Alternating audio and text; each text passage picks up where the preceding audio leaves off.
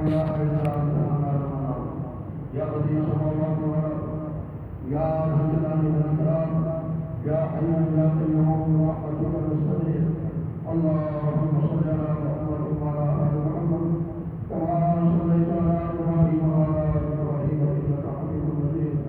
اللهم بارك على محمد وعلى آل محمد كما باركت على إبراهيم وعلى آل إبراهيم إنك حميد مجيد ربنا ظلمنا أنفسنا وإن لم تغفر لنا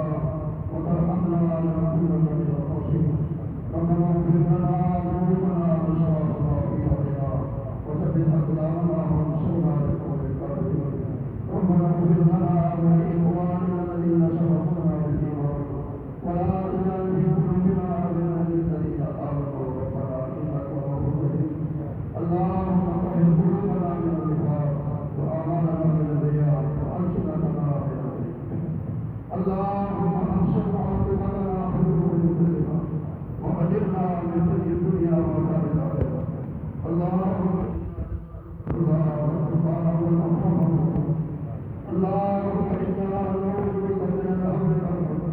ونعوذ بك من العجز والكسل ونعوذ بك من الكفر والجبن ونعوذ بك من غلبة الدين وقهر الرجال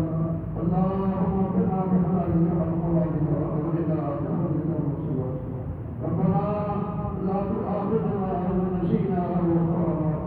ربنا ولا تحمل علينا إصرا كما حملته على الذين من قبلنا ربنا ولا تحملنا